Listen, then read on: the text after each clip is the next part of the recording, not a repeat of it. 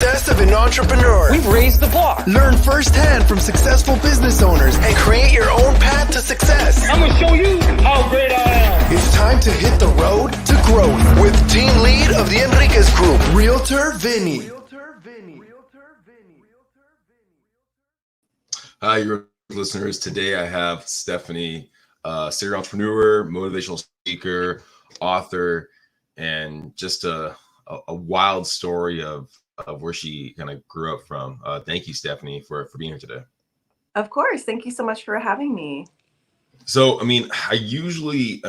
these pockets of kind of like, I guess, titles do come up, I think, more than I guess I realized. The entrepreneur, motivational speaker, author. For yourself, is there like a particular one that you more focus on, or do you see it like more kind of like a communal thing, or how do you look at kind of what your day-to-day is, or your kind of path, I guess, with work?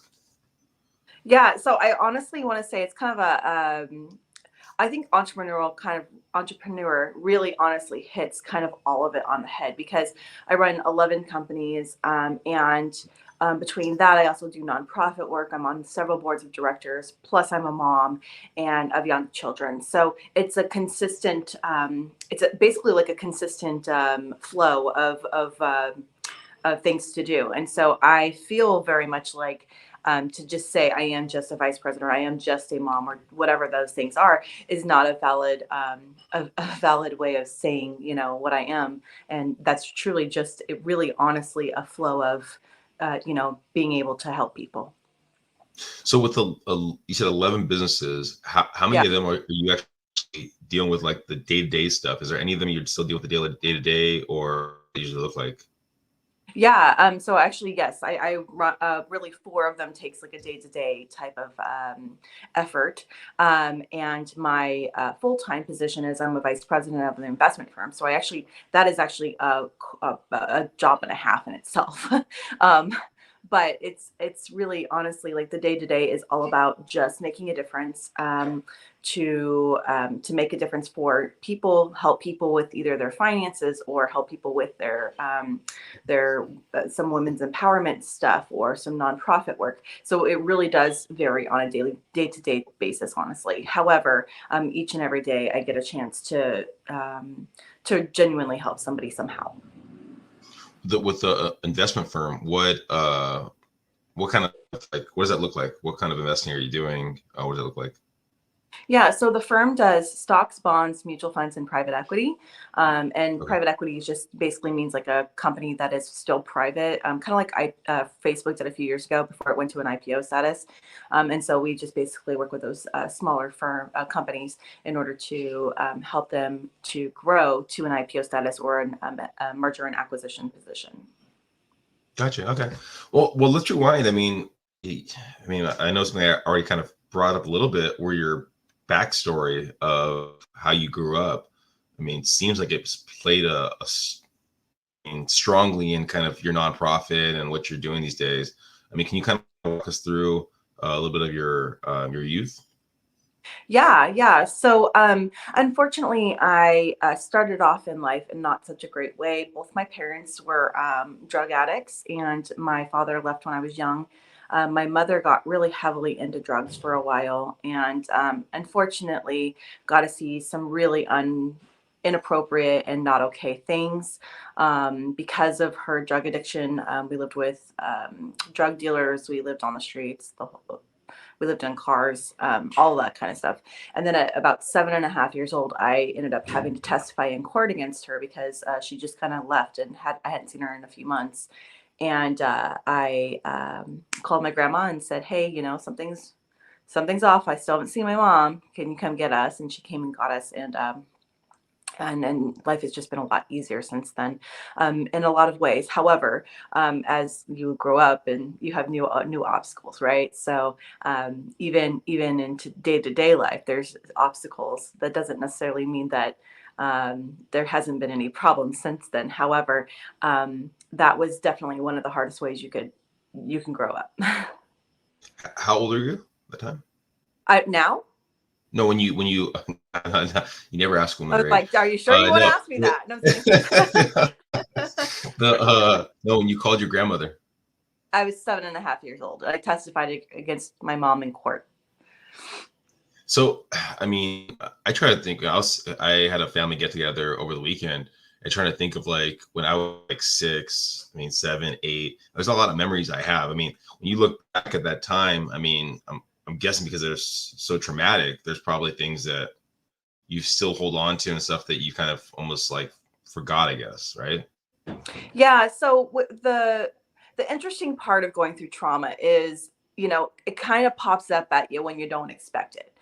There's a Mm. lot of memories that I just don't remember, honestly, on a day-to-day basis. However, sometimes something will happen or trigger a memory, and I'll be like, oh, I totally forgot about that. Okay, so now I need to work through that with my therapist, because I'm not against therapy. I think it's a smart idea to be able to overcome obstacles. And honestly, like,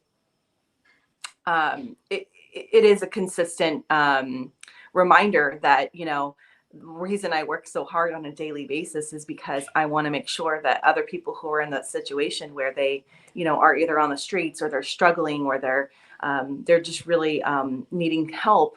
That's why I'm here today and doing what I do. Is, when I was a child, I didn't have that help until I was 7.5 years old, and now I want to help people who are in that situation. I don't know if I read this right. Yourself, you were sold into this like sex stuff, whatever, Yeah. or no? So my mom did, unfortunately. Um, so she really, she was pretty heavily on some pretty heavy drugs. So I want to use No. that as the excuse, not that any human being should ever do anything like that.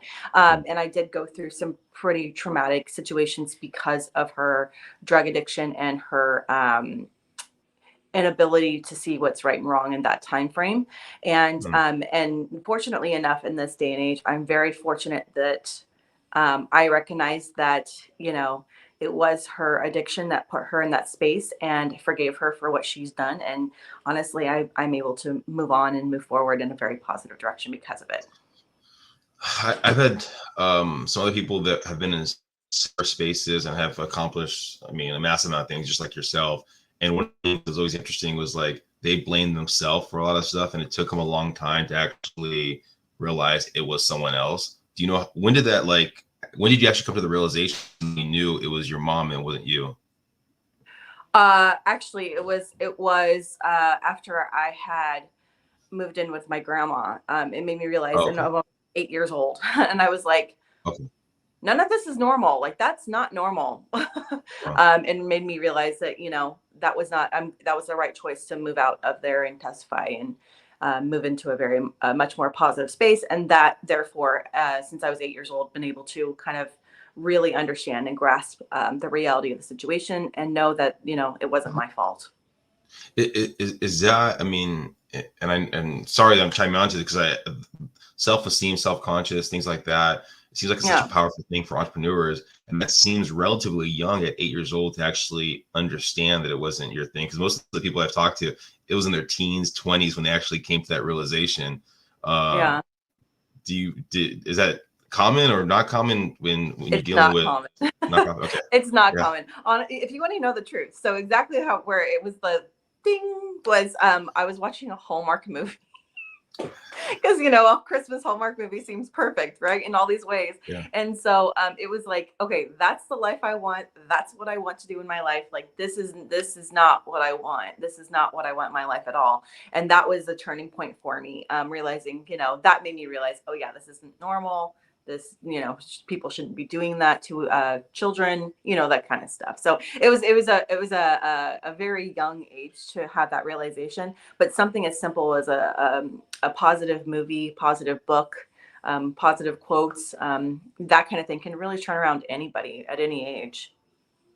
Is that what kept you on track goal to be successful? Was like some kind of like because I always look at it, people either go pain or towards pleasure, and it seems like the pleasure of these like dreams, right? These movies, things like that, was pulling you in that direction. Is that been a common theme for you?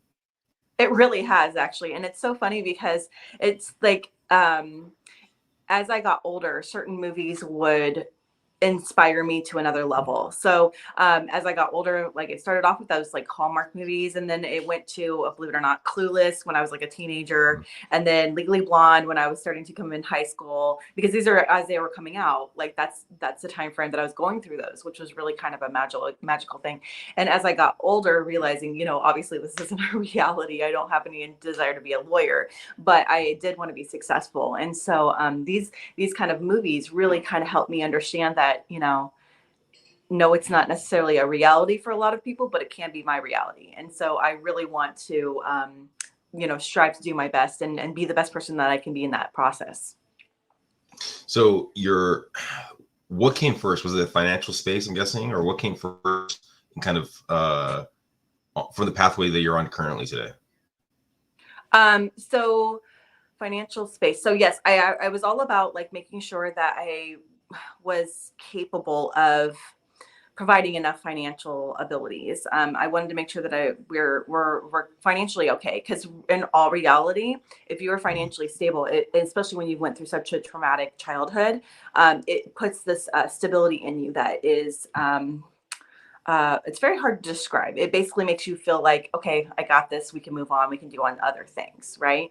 And so for me, it was all about making sure that not only I'm financially stable, but the other people around me are too, and helping them and guide them. And so that's again how I kind of got into the industry that I did. Well, one of the industries that I did, to help out with that. So you're helping that with, you're in the corporate space, right? Kind of. It's actually, I work with a lot of small businesses. I don't work with a lot of corporations specifically, but I work with a lot of small businesses. Okay. So when did the point in time where you're getting success, kind of building stuff up, where you started into the motivational speaking, writing the books, and starting your own other businesses, I guess? Yeah. So it kind of all, each thing, each business, each group, each nonprofit, all came at different times over the past 13 years that I've been doing the financial world. And each thing came up as it needed to. So for example, the first thing is we started this women's empowerment group to help women just get together, show love, like no cattiness, no frustrations, like nothing, like none of that stuff that we kept seeing. We just wanted to show love and support to other women. So, you know, each thing as it came up, ended up kind of growing into something, which was kind of exciting because we just thought it was going to be a little group of women who got together and loved on each other. And it turned into a big ordeal where we have 1.4 million followers now throughout the world. And we're able to like meet with many, many women. But again, we just thought that was going to just be a little group of women that we wanted to support and love on. And it was a need bigger than just us, and we didn't realize that was going to be the case, honestly. So the fact that grew, and so did the nonprofit work, and then everything just kind of grows as it's supposed to, which makes me very happy. So it's not like I intentionally said, well, I want to make sure I'm running all these companies and do all of these things. It was more of like, as it needed to happen, it happened. And the books were, it was a lifelong dream actually to write a book. But I was always afraid to write, because I was always told I was really stupid. And, you know, when you have a bad childhood, that comes with the territory of knowing that you have some traumas. Like one of mine was speaking. Another one was the fact that I have a hard time. I had a hard time reading for a really long time and writing. And so each time that I would write a book or speaking in front of hundreds of people, I was able to overcome a fear each and every time. So you start the group, right? And I'm guessing, you start the group, you're helping other people out, it's helping yourself out. You start building kind of your tribe, right? Yeah.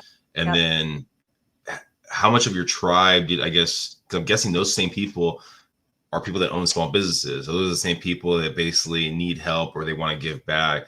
So what did that kind of look like? Was that your major focus, is building this tribe and then like talking to the people, hey, let's collaborate on this, let's do this together?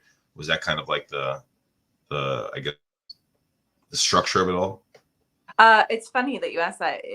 That wasn't exactly the intention per se. It wasn't like, hey, I want to grow my tribe, or even that I wanted to help people in their business per se. But it's funny, that's the way it ended up working out. It ended up each woman that's been part of this Empower Hour, it has genuinely become my tribe, and it either is now working for Desert Capital, which is the investment firm I work for, or has their own businesses that we are helping in some shape or form. So that's exactly how it turned into being, but it wasn't exactly my intention of starting this this little group, honestly. And the nonprofit work that we do, was essentially the same thing. A lot of the same women ended up wanting to help out with helping the homeless women and children and giving back to them in their communities. And that it's a magical experience to have so many women who have your back, who make a difference, but most importantly want to that have the same kind of like life goals and wants and needs that you have. If listening right now, and let's say they have a passion for nonprofit work, giving back, I mean, what are some they should really be aware of when starting their own nonprofit? So starting a new nonprofit is very hard to do. It also can be very, very costly. So it's something to really, really take into consideration. It also is not really a profitable space for a very long time for new nonprofit owners. I know for a fact that the person who the nonprofit that I'm a president of, they've told me they've spent thousands and thousands and thousands of dollars to get this nonprofit up and running and going. And it's not a simple task. But once you actually can jump into it, or even jump onto somebody else's nonprofit, it can really genuinely make a difference in your life, because you start to make the right kind of connections, the right kind of friendships, and obviously help people at the same time, or animals, or whatever the nonprofit's about. Well, what are some things? I mean, I guess just find the right nonprofit, because you hear these horror stories of some of these nonprofits where only like 20% goes to actually the cause or things like that. I mean, are there particular questions people should ask to see if they should affiliate with that nonprofit? So I personally like asking for their P&Ls and balance sheets. So that, because legally, if you're a board of directors, you actually they have to provide that information to you on the board meetings, and do approvals of the budget. So if they're not doing that, usually is an indication that there's something off. So if you're looking at those P&Ls, the balance sheets, that basic stuff, it will tell you exactly where the money's going and where it should really be going, in your opinion. And if it's not going where you want it to go, either don't go with that nonprofit that you are planning on working with, or if it is the right fit, then become a board member if you can, or if you can become something bigger, if you know how to run a nonprofit, that may be different, but start with being a board member. I definitely would start with that, or a committee member of an event, because it's a lot to be on a board, and I'm on 5 nonprofit boards right now. Well, being on 5 and with especially other hats, I mean, what's the passion behind that? What's the reason behind multiple boards, multiple businesses? I mean, what's the intention? So the intention, honestly, is that the more boards that I can be on, the more likely I can help more people, help more kids. And usually the nonprofits that I work with help children. That's been my big passion, is helping children. One of the boards I'm on is also helps animals. I love dogs and animals, all animals, but dogs.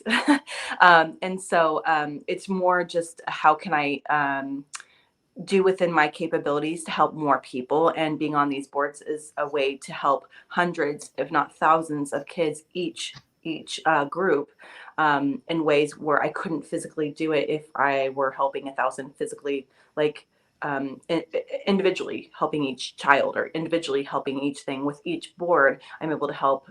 In one, it's 1,500 kids. Another one, it's 2,000 kids. A quarter or a year. And me personally, by myself, wouldn't be able to help that many kids, just doing it individually. And at least from my experience, right, the boards, the give and get, right? You basically donate some of your of course, your time, funds, and then also ask people to assist, right, to help that nonprofit grow. What's I know we kind of already kind of broached it a little bit, the synergy of talking to your tribe about basically the nonprofits or the financial space. I mean, is it free flowing, or how do you do it organically where it doesn't seem like, I guess, selling? Yeah, so I'm not a salesperson. I can't even try to be a salesperson. I'm actually quite terrible at it. But what I can do is be honest with people and just say, hey, these are the kids that we're helping. This is what we're doing. If you're interested in coming and helping, like, come help. If you're not, that's okay. Somebody else will want to help. And so I'm far from a salesperson, but I'm brutally honest about things. So that seems to show people, hey, and this is what I'm doing. I also love to talk about, hey, this is all the fun things that I get to do being a part of this board. And here's how many kids we're getting to help. Our dogs were able to help because of these efforts. And a lot of the times the right people will jump on if they're meant to be. If they're not the right people, then they don't want to. And that's okay. I'm not going to push anybody into anything they don't want to do. No, it makes it. I mean, it's I guess if you have a strong enough passion for anything, people will gravitate towards, right? 100%. And that is truly it, because between my extremely, you may not seem like it this morning because it is kind of early and I just had like this much coffee yet this morning. My high energy is for some reason a big draw. My energy and passion to help people. It's about a lot of people want to be a part of that because of that energy and that passion. And it's not just mine. It's anybody else who's part of that group. And when they see that energy and passion in these board meetings or whatever, it draws more people in to want to help. And that's where I see amazing camaraderie between corporations and small companies and nonprofit work. And I mean, just in every different facet, honestly. I mean, how are you? Because what do you say? 1 million people in your tribe, in your women empowerment group, or a million? Yeah, so we have a following of 1.9 million people. 1.9 million. So my assumption, right? I mean, especially with the multiple businesses and nonprofits, you're getting inundated with a lot of information, a lot of opportunities, right, to present to your tribe, your people, right? Mm-hmm. How do you weed through that information to make sure it's valid and quality stuff and presenting it to those people? Because if you present something that maybe is not valid or quality, it can, I mean, burn you, I guess, right? So what's your process of like, okay, is this something I should share with my people, my tribe? That's a good question, honestly. So we call that due diligence in the investment world. Okay, so when somebody is interested in getting into something like a nonprofit, a private equity deal or a stock or whatever those things are, we have to do a serious amount of due diligence beforehand. And that just basically means research. Okay. So we do tons of research on the company. We check obviously their P&Ls, like I said earlier, the balance sheets, make sure that everything seems that it is valid. Make sure that there's assets to base what your decisions are. And then to move forward on that basically is also a part of making sure that it's been within the regulations that state and federal accepted, that kind of thing. So it's the same with nonprofit work. It's the same with other companies. If it doesn't have those bases in place for that due diligence to be accepted, then at that point, it makes no sense to work with them. But if they have a really great base and they've done all of the right moves as a base, then it is capable. We are capable to go in and make a difference for that company, that nonprofit, whatever that is. Is it like, okay, I reach out to you, hey Stephanie, I have this product I really think would fit into kind of the stuff you're doing right now. I wanted to see if you could to your tribe, your group of people, to see if any of them might have some in it. And then from that point, okay, send me over the documentation, this. And then Are you looking up reviews for them too to see what they do? Are you talking to other people that have been affiliated with them? I mean, because again, you're wearing so many hats, right? And like, I would think, right, that your time is very valuable, right? Yeah. So I'm not the physical one looking at this stuff. You just a heads up. Okay. Like, so I don't do all of the due diligence. That's not part of my jobs at all. But I do have a research team who does the due diligence for me, and then gives me a beautiful overview and statement of everything, and then I review everything to make sure it's valid and that everything looks good. And it's the same with all the nonprofit work and that kind of things. I can bring my research team onto anything that I choose to do or that I want to move forward with in that nonprofit world or private world or whatever that may be. But you're right. Time is a very valuable thing, and especially when you don't when you are wearing multiple hats in so many different ways. And so I'm all about delegating and making sure that the right people who are better at things than I am. Like I don't like research. That's not my favorite part of the job. It's not. But I have a couple people, amazing people who love research and it's their jam and they are good at it. Same with accounting. I don't like accounting. Accounting's boring to me. So I bring on a good accountant. So bringing in the people who are actually passionate about what they do makes my life easier. Has there been, because I mean, I'll be honest, I mean, I've probably had, I don't know, 300, 400 episodes on here. And there's been a couple times where I've had released the episodes and then people start going, gosh, that person's a scam artist. That's that, right? I mean, has there been moments? Oh, wow. Has there been moments where you maybe missed something, I guess, when you're starting? Because now you're doing so much due diligence on it, right? So it's you're probably not going to miss anything, right? Right. But was there a time when you're first were starting where like you might have missed something? You're like, oh my gosh, I should have looked into that person's thing. Yeah, in one specific case is immediately coming to my brain, honestly, because no one's perfect, right? Like, so no one's perfect. And no matter how much due diligence you do, no matter how much research you do on something, you never know someone's, what they're capable of doing, right? And so there was one case when it had nothing to do with the investment firms. Just so I want to make that abundantly clear, the investment firm has been on par the entire time because it's so highly regulated. Okay. What I'm referring to specifically is in my books and my public relations. There was a gentleman that I had hired for public relations, and it was just I had a couple warning signs, and it ended up hurting me in the end that this person was saying one thing and then doing something completely the opposite. So I ended up firing him and moved everything else forward in a different manner. And since that happened, I actually was able to grow even better because then that person wasn't able to hold me back, and which I didn't realize was the case at the time. But fortunately enough, I caught that with only a few months, within just a few months of working with him. So it's all about just watching those actions. And if people are saying they're doing something and then doing something completely the opposite, that's a huge indicator of something that's wrong.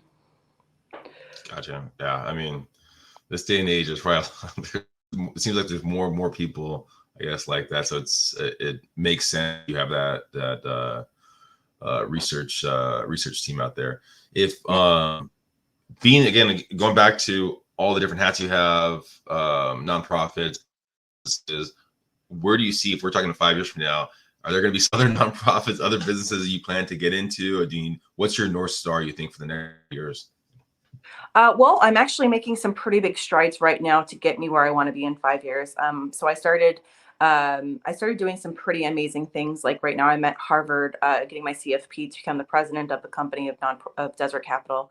I'm also taking and doing leadership coaching through Tony Robbins right now, and then I'm also doing working with a very, very elite PR firm in England. And what's really great is all three of these decisions were not exactly the cheapest decisions to make, but were what's going to help me in the next 5 years to achieve my goals and dreams. And honestly, one of the biggest goals and dreams that I have is to take Desert Capital to an IPO status. That would be very exciting for me. And then also, I would love to be able to be a coach in and coach other coaches to go to another level to help more people.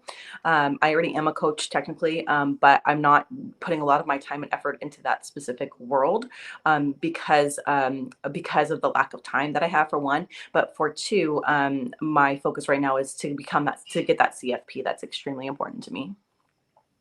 Wow, that's it's a lot of working on the business right there. It is. Robbins, the classes. I mean, we're still working in the business. That's fantastic. Thank you so much, Stephanie, for being here, listening, and they're looking to either see where you're going to be speaking, books, stuff. We're joining your tribe. What's the best way of them getting more information? Yeah. Come check me out over on my website. It's www.stephaniemearse.com. And that has a lot of good information as to what we do. We have a lot of great events coming up as well, and a lot of amazing things that we're doing. So check me out on my Facebook and Instagram page. You'll get to see not only our fun trapeze experience recently, but we're also going to go hang gliding in a couple weeks. So if anybody wants to go hang gliding, let me know. And you're in Southern California, it'll be really fun. I'm going to just finish with one last question. It's a question that I haven't asked for a little amount of time, but I'm relatively curious about this one. Is if you could talk to that 8-year-old girl yourself, right? Is there any kind of words of wisdom that you could provide to her? Actually, this is a really great exercise that the therapist will actually have you work with when you don't have parents. And so one of the best things you can do is really take yourself and go inside and talk to that 8-year-old or that child that was struggling and say, what you as a mom would say to them. Okay. And so one of the things that I would say to myself is,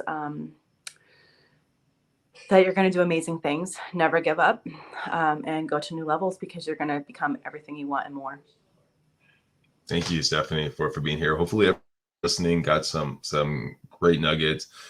I've had a lot of women on the platform, and it seems like some are in that situation but can't get themselves out of it, and sometimes they just need that support. If you're one of those people that are listening right now and you just need that support, it sounds like Stephanie's group might be something just to jump into, feel the love, feel the positivity, and see what the next step has for you. Thank you guys for listening. Please subscribe, please share, and go in the show notes and go find Stephanie. Bye, everyone.